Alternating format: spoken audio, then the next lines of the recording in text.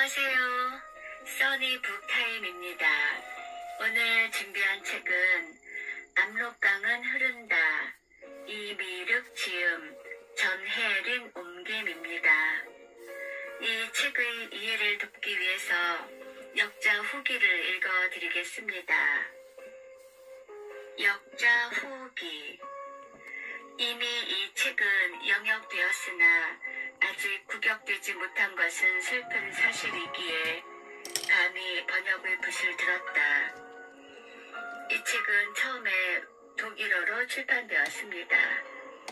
유창하고 활달한 문체며 그 아름다운 운율이며 그 깊은 영혼을 재현하기는 무척 어려운 일일 줄 알았으나 우선 한국 국민들에게 읽히고 싶은 욕망으로 감히 시도해 본 것이다. 이것은 이미륵 박사의 소년 시절부터 독일 도착까지의 사실을 회상한 것으로 한국에서의 소년 시절이라는 부제가 붙어 있다. 사촌 수암, 누이 큰아기, 셋째 어진이, 그 밖의 동무들과의 소년 시절의 즐거움을 기록하였고 또 고결한 아버지, 자애로운 어머니의 이야기가 들어있다. 때는 마침 개국이 시작된 후 일제의 침략과 함께 신구 문화의 교체가 있었던 무렵이다. 이 책의 제2부는 아깝게도 구하기가 어렵게 되었다. 별세 후의 그의 서재에는 제2부 원고가 불과 몇 장밖에 남아있지 않았다. 제2부가 출판되었더라면 그의 독일에서의 생활이 더 명백해졌을 것이며 지대한 관심거리가 되었을 것이다.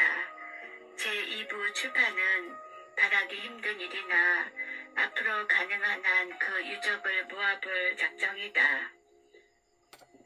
이미륵 박사는 1899년 3월 8일 출생하여 1950년 5월 20일 향년 51세의 짧은 생애를 마치었다.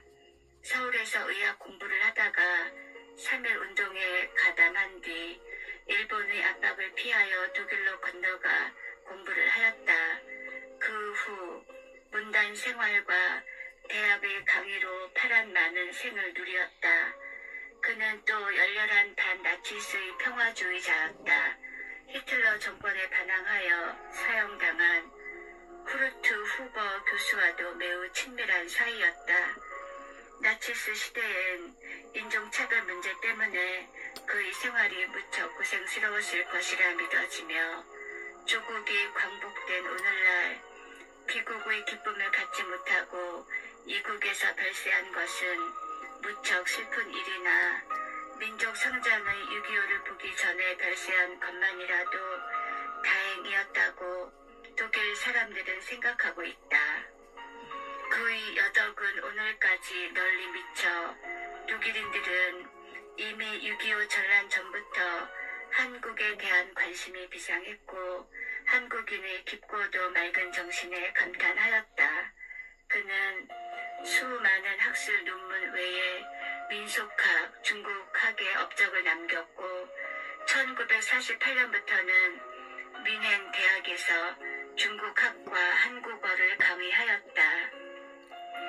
우리는 자서전 형식으로 된 이 책에서 그의 소년 시절을 엿볼 수 있다.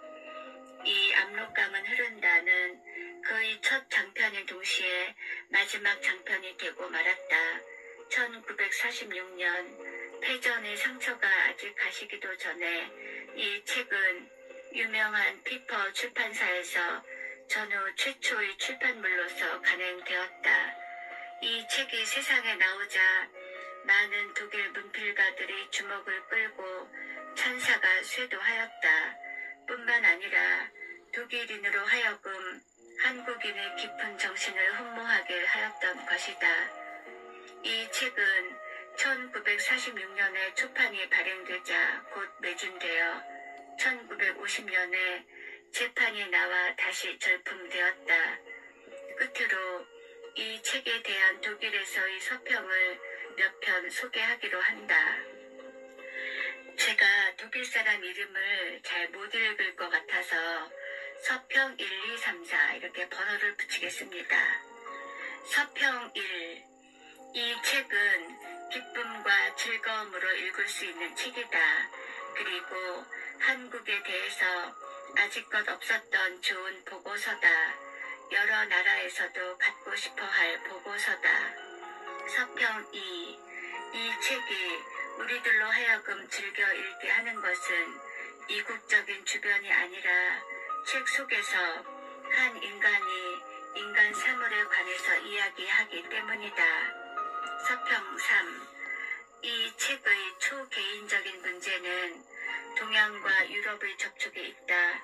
그러나 독자적이고 내면적인 고도 대상성은 소설가의 성격을 강조하지 않은 브록의 동양적 현명에서 발견할 수 있다. 그의 고상하고 고결한 문체 속에는 동서양의 접촉을 수행하려는 저자의 은밀하고도 겸손한 태도가 나타나 있다. 이것은 진정한 소설이다. 격렬한 점이 없이 조용히 흐르는 산문이다. 이 사랑스러운 책에 내포되어 있는 불변성과 모든 인간적인 것에 대한 균일성은 우리에게 위안을 준다. 비록 슬픔이 어떤 사람의 영혼에서도 없어질 수 없을지라도. 서평 4. 이 미륵씨는 어머님을 추모함으로써 그의 소년 시절의 기록을 바쳤다. 초판은 1946년 피퍼 출판사의 전후 최초의 출판물이었다. 이 제2판은 이 추억의 저자 이 미륵씨에게 바친다. 우리들이 만났던 가장 순수하고도 섬세한 사람이었던 그가 그처럼 열심히 썼던 제2부 독일에서의 생활과 서양 사회의 중심에 있어서의 동양인의 경험을 기록할 예정이었던 것이 사위에 몇 장밖에 남지 않은 사실이다.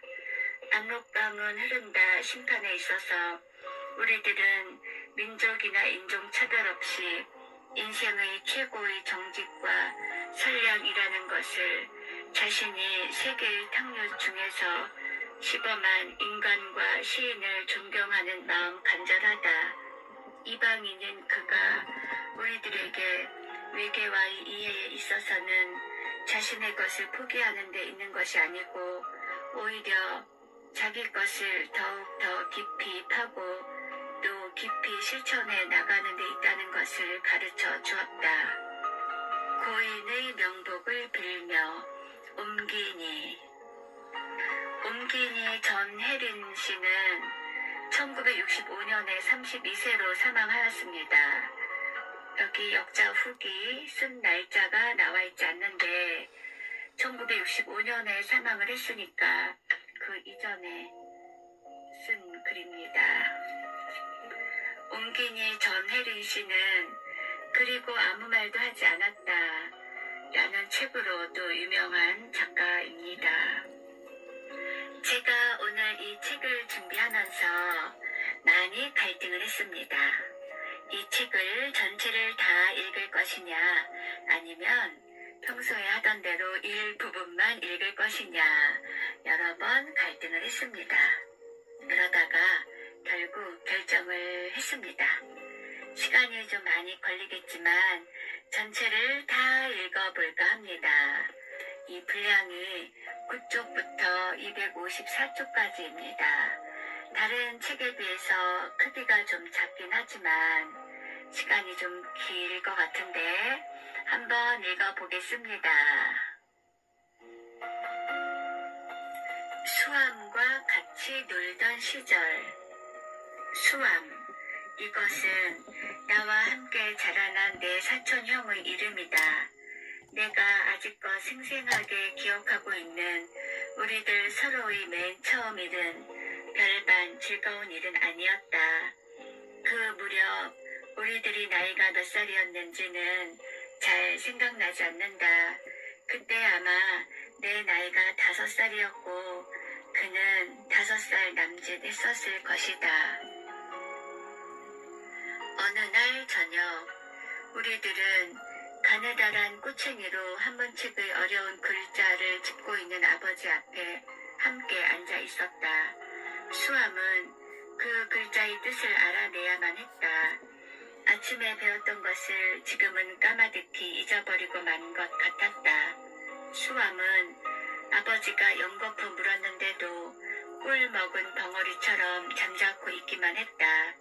아버지는 공명심이 많은 사람으로 이미 세상을 뜬 아우의 아들에게 그처럼 어려운 학문을 일찍부터 가르치기 시작했던 것이다. 이 글자는 채소를 말한다. 한자로는 어떻게 읽지? 성미 급한 스승이 물었다. 채. 수암이 재빨리 대답했다. 잘했다. 아버지는 그를 칭찬한 다음 글자는 무엇이라고 읽지? 하고 다시 물었다. 이것은 첫 번 글자보다 훨씬 어려운 것 같았다. 수암은 입을 꼭 다문 채 눈을 내리깔고 방구석을 여기저기 곁눈질하면서 난처한 듯 나를 쳐다보았다. 그러나 나는 그에게 아무런 도움을 줄 수가 없었다. 난 그때까지만 해도 글을 읽을 수가 없었기 때문이다. 야, 이 바보 녀석아! 아버지는 버럭 소리를 질렀다. 그러자 수암의 가느다란 눈에서 눈물이 주르르 흘러내려 신기하고 어려운 글자를 적셨다. 그것은 무척 나를 슬프게 했다. 수암은 나의 어릴 때의 동무였다. 우리는 늘 함께 놀았고 아침 저녁을 같이 먹었으며 어디든지 함께 다녔다. 우리 집에는 많은 아이들이 있었다. 나에게는 3명의 누이가 있었고 수암에게는 2명의 누이가 있었다. 그래서 모두 7명이었다. 그리고 또 9월이란 아이가 있었는데 그녀는 방 치우는 것이며 아기 보는 일이며 모든 것을 도맡아 하는 하녀였지만 역시 어린 아이들 축에 끼어 있었다. 그들은 다 우리보다는 나이가 들었고 서로 같이 놀 수 없는 계집아이들이었다. 그래서 우리 둘만이 늘 함께 있었다. 내가 기억하고 있기엔 우리는 다같이 짙은 발색 옷고름이 달린 분홍 저고리와 회색 바지를 입었고 또 같은 검은빛 가죽신을 신었다. 수암의 나이가 나보다 반년밖에 많지 않아서 우리들이 그처럼 달리 생기지만 않았던들 서로 혼동되어 쌍둥이로 취급되었을 것이다. 그는 뚱뚱하고 건강한 피부를 지닌 조그마한 사내 아이였고 꽤 평범한 볼에는 도도록하게 살이 올라 있었다. 또 유난히 눈에 띄는 엷은 눈과 거의 입술이 없는 입과 예쁘장한 코를 가졌다. 나는 그와 어울리지 않게 바싹 마르고 길고 큼직한 눈과 큰 코를 가지고 있었다. 우리는 따로따로 떼어놓을 수 없는 단짝이었다. 거의 같이 웃고 같이 울었다. 다행스럽게도 어머니가 방에 들어와서 우리를 밖으로 데리고 나갔다. 애들을 너무 꾸짖지 말아요. 어머니는 아버지께 이렇게 말한 다음 학교에 가게 되면 곧 배울 것 아니에요 했다. 우리는 어머니 덕분에 가까스로 그 방에서 풀려나온 것이었다. 해는 언제나 우리들이 노는 뒷뜰을 아주 잘 비춰주었다. 우리는 이 조용하고 넓은 뜰에서 아무런 방해도 받지 않고 재미있게 놀 수 있었다. 낮에는 아무도 이곳을 찾아오지 않기 때문이었다. 그럴 뿐만 아니라 날이 무더울 때에는 옷을 훌렁 벗고 알몸으로 돌아다닐 수도 있었다. 이 마당은 높은 담장으로 둘러싸여 있었기 때문에 이웃사람 아무도 우리를 볼 수 없었고 또 야채를 뜯으러 오는 누이들이나 하녀 9월에게는 부끄러워할 게 없었다. 수암은 길고 곧은 호를 파서 내가 날라다 준 평평한 돌로 덮었다. 그 호의 한쪽을 더 파서 아궁이를 만들고 다른 쪽에는 굴뚝을 만들었다. 우리는 돌 사이의 틈을 흙으로 메워 연기가 굴뚝을 통해 올라가도록 했다. 수암이 나에게 일러준 이 놀이는 아주 재미있었다. 수암은 결코 아버지가 말한 것처럼 바보는 아니었다. 그는 착하고도 영리한 아이였다. 또 한 번은 우리 고장에서는 모든 아이들이 알아야만 하는 잠자리채 만드는 법을 나에게 가르쳐 주었다. 가느다란 버들 강아지로 동그라미를 만들어서 기다란 장대에 매다는 것이었다. 우리는 이 채를 들고 거미줄을 찾으러 다녔고 끝내 그 채를 거미줄로 꽉 채웠다. 고운 잠자리가 날아가는 것을 보면 즉시 이 잠자리 채를 들고 쫓아가 되도록 날쌔게 휘저었다. 수암은 운이 좋게도 곧잘 잠자리를 잡았고 또 조심스럽게 채에서 내려 엄지와 장지로 두툼한 배를 잡고는 꼬리를 들 수 있는 대로 앞으로 굽혀 잠자리가 제 꼬리를 물도록 하였다. 또한 풍뎅이를 잡으면 넓고 반들반들한 돌 위에 거꾸로 뉘어 오랫동안 날개를 치며 춤추게 만들었다. 그건 정말 재미있는 놀이였다. 우리들은 걷기에 지치면 집 베개에 앉아서 햇볕을 쬐었다. 이 뒤뜰에는 우리 놀이터 외에도 남새밭과 물이 말라버린 얕은 우물과 큼직한 창고가 있었다. 담 밑에는 봉선화가 피었고 남새밭에는 오이며 호박이며 참외의 희고 노란 꽃이 피어 있었다. 수많은 붉은 열매가 열리는 큰 석류나무도 있었지만 너무 시기 때문에 우리는 그 열매를 따먹지 않았다. 우리 집에는 여러 군데 뜰이 있었다. 뒷뜰은 집 뒤에 있었기 때문에 그렇게 불렸다. 원형으로 지어진 집채는 방이 6, 부엌과 마루가 있었고 한가운데 뜰이 있으며 여자들이 쓰는 앞마당이 있었다. 거기에는 화분과 우리집 그리고 비둘기장이 있었다. 몸체 앞에는 중문이 있는 낮은 담으로 갈라진 2개의 뜰이 있었다. 오른쪽의 아버지의 사랑에 이르는 마당은 샘뜰이라고 불렸다. 거기엔 우물이 있었기 때문이다. 높은 문과 줄지은 객실로 둘러싸인 왼쪽 뜰은 바깥뜰이라고 불렸다. 우리들은 이 바깥뜰에서만 놀 수 있었다.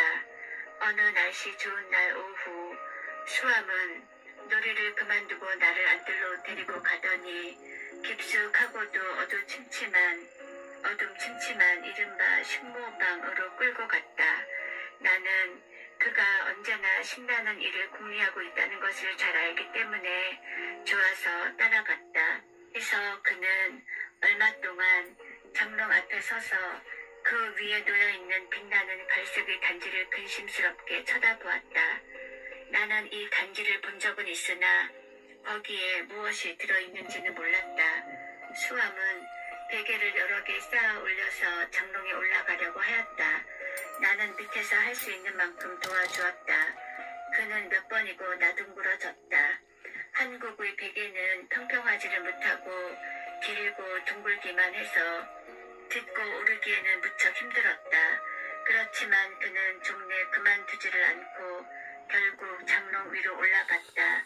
그는 오랫동안 그 위에 서 있었는데 그가 입맛을 다시는 듯한 소리가 들렸다. 나는 무얼 먹느냐고 물었으나 그는 대답도 없이 계속 입맛만 다시고 있었다.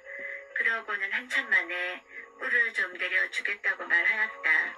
그는 왼손으로 장롱 모서리를 잡고 오른손을 단지 속에 쳐넣어 조심스럽게 내리려고 하였다. 그러나 위태위태하게 쌓아놓은 베개가 무너졌기 때문에 그는 대구르르 방바닥에 굴러 떨어지고 말았다. 그는 꿀 묻은 손으로 여기저기를 더듬고 허우적거려서 단지 속의 먹음직한 누런 빛깔의 꿀은 얼마 남지 않게 되었다. 그런데도 나는 그의 손을 말끔히 핥은 다음 앞으로 어떤 일이 닥쳐올 것인가를 알지도 못하면서 우리는 마냥 기분이 좋아 그 방에서 나왔다. 저녁에 우리는 그에 대한 벌을 받아야만 했다. 수암은 자기 어머니 방에서 그리고 나는 우리 어머니 침실에 누워있다가 난데없이 불려나갔다. 참외나 배나 무슨 먹을 것을 주려나 하고 우리는 큰 방으로 들어갔다. 집안 여인들은 못마땅한 얼굴들을 하고 앉아있었다. 9월은 조심스럽게 베개를 하나씩 살펴보면서 혀를 차고 있었고 두 어머니는 우리를 샅샅이 훑어보았다. 수암은 잔뜩 풀이 꺾여 시무룩해진 눈으로 나를 바라보며 베개가 우리들의 비밀을 드러냈다는 것을 눈짓으로 알려주었다. 수암의 어머니인 숙모가 장롱에 올라갔느냐고 물었다. 수암은 입을 꼭 다문 채 매를 들고 서두르는 자기 어머니를 쌀쌀하게 흘겨 보았다. 숙모는 매를 들어 두루이 볼기를 쳤다. 나는 아파서 그만 소리를 내어 울어버렸지만 수암은 용하게 참고 견디었다. 그는 을에 매를 맞는 게 당연한 일이라는 것을 알고 있는 것 같았다. 그는 울지도 항회하지도 않고 말없이 나를 데리고 밖으로 나왔다.